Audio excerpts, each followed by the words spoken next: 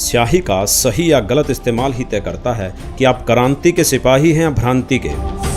भ्रम और भ्रांति जीने की चीजें नहीं, बल्कि यह तो शुरुआती दौर में ही नष्ट करने वाला बीज है। कहते हैं little knowledge is a dangerous thing. नीम हकीम खतराए जान। दोस्तों, आज हम ऐसे ही कुछ भ्रांतियों का खंडन करेंगे जो कबीर साहिब जी को लेकर समाज में फैली हुई हैं। कबीर साहिब जी के विषय में बहुत सारी भ्रांतियां प्रचलित हैं, क्योंकि एक तबका कबीर साहिब जी का विरोधी था। जब कबीर साहिब जी भक्ति में फैले पाखंड, आडंबर, अंधविश्वासों का खंडन किया करते तो कुछ महत्वाकांक्षी लोगों ने उनके बारे में बहुत सी भ्रांतियां फैला दी। इतना ही नहीं, बल्कि कबीर साहिब जी के बारे में बहुत सी भ्रामक बातें पुस्तकों में, साहित्य रूप में और इंटरनेट पर भी दी गई। ऐसे कई आलेख हैं जो कबीर साहिब जी में आस्था, विश्वास और श्रद्धा रखने वालों के मन को ठेस पहुंचाते हैं। तो आइए जानते हैं कबीर साहिब जी से जुड़ी भ्रांतियों के बारे में और साथ ही साथ उनका खंडन कर सच से रूबरू भी होते हैं।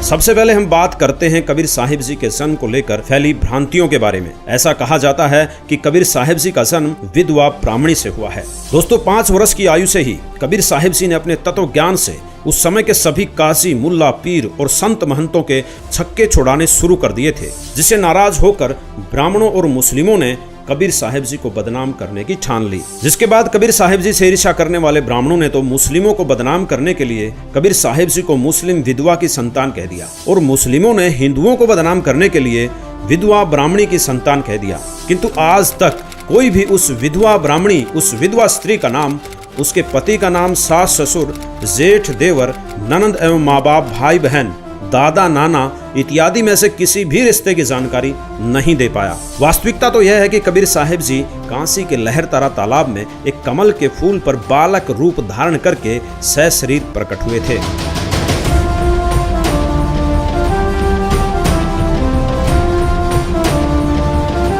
जहां से उन्हें नीरू नीमा नामक जुल्हा दंपति उठाकर ले गए। इसके बारे में स्वयं कबीर साहिब जी अपनी वाणी में बताते हैं। ना मेरा जन्म न गर्भ बसेरा, बालक बन दिखलाया, काशी नगर जल कमल पे डेरा, तहां जुलाहे ने पाया।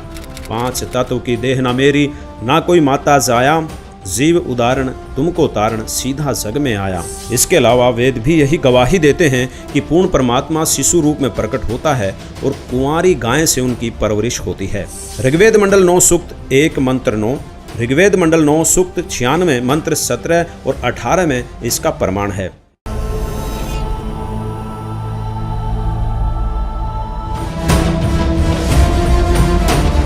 कुछ लोग कबीर साहिब जी को हिंदू तो कुछ लोग उनको मुस्लिम बताते हैं।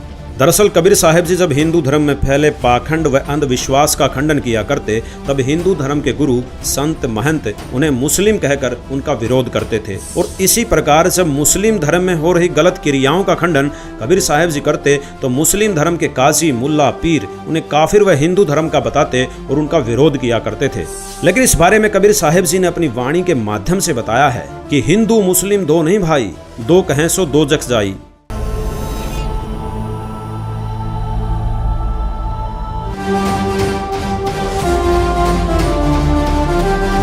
अब हम बात कर लेते हैं उनके विवाह से जुड़ी भ्रांति की। कुछ लोगों ने लोई नामक स्त्री से कबीर साहिब जी के विवाह की भ्रमणा फैलाई, जबकि लोई तो कबीर साहिब जी ने औरत को कहा है। विवाह तो उन्होंने किया ही नहीं। इस बात को उन्होंने अपनी वाणी में भी स्पष्ट किया है। मात पिता मेरे कुछ नाही, ना मेरे घर दासी, जुल्हे का सुत आन कहाया, जगत करे मेरी हांसी। यही प्रमाण वेद भी देते हैं। ऋग्वेद मंडल 9 सूक्त 93 मंत्र 2 में स्पष्ट किया गया है कि पूर्ण परमात्मा बालक रूप में आता है। वह किसी माता से उत्पन्न नहीं होता, और जब लीला करता हुआ जवान होता है तब विषय भोग के लिए स्त्री ग्रहण नहीं करता।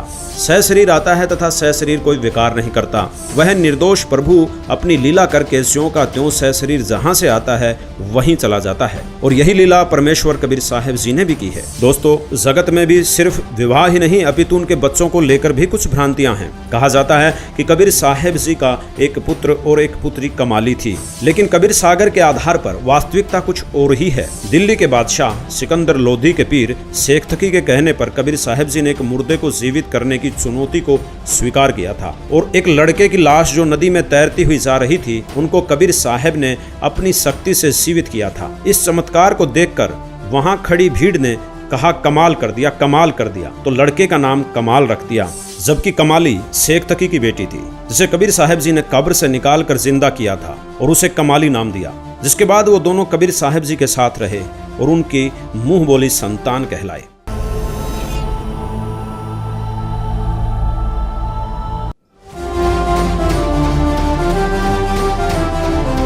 कबीर साहब जी हिंदू और मुस्लिम दोनों दीन की निंदा करते थे। यह भ्रम भी काफी लोगों के जहन में है, जबकि कबीर साहब जी तो दोनों धर्मों का नहीं बल्कि उनमें फैले पाखंड का विरोध करते थे। उन्होंने पाखंडवाद, अंधविश्वास, जाति भेदभाव का विरोध किया, जिसे कुछ मूर्ख लोगों ने निंदा का रूप दे दिया।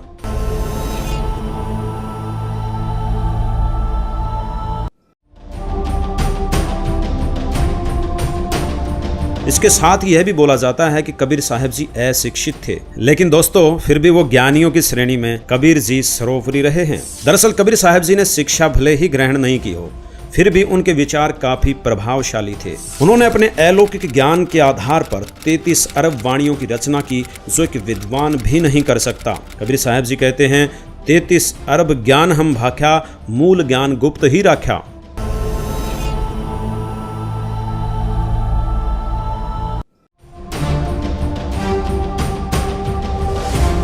दोस्तों पवित्र शास्त्रों का ज्ञान नहीं होने के कारण कबीर साहब जी के बारे में एक और भ्रांति है। लोग कहते हैं कि कबीर जी पूर्ण परमात्मा नहीं हो सकते।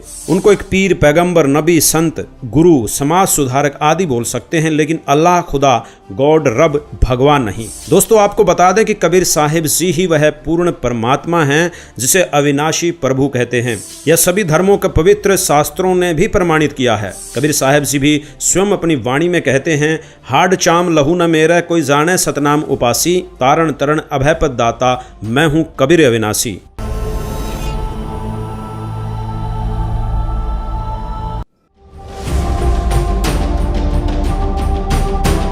कुछ लोगों का कहना है कि कबीर साहब जी के इष्ट देव श्री रामचंद्र जी थे, इसलिए वह हमेशा अपनी वाणियों में दोहों में राम के ही गुण गाते थे। इस भ्रांति को दूर करने के लिए कबीर साहब जी ने अपनी वाणियों में बताया है, कबीर एक राम दशरथ घर डोले, एक राम घट घट में बोले, एक राम का सकल पसारा, एक राम त्रिभुवन से न्यारा। राम राम सब जगत बखाने, आदि राम कोई बिरला जाने। आदि राम, जी हाँ, वास्तविकता तो यही है कि आदि राम स्वयं कबीर साहिब जी ही हैं, जिनके विषय में वेद, पुराण, कुरान, बाइबल, गुरु ग्रंथ साहिब भी गवाही देते नहीं थकते।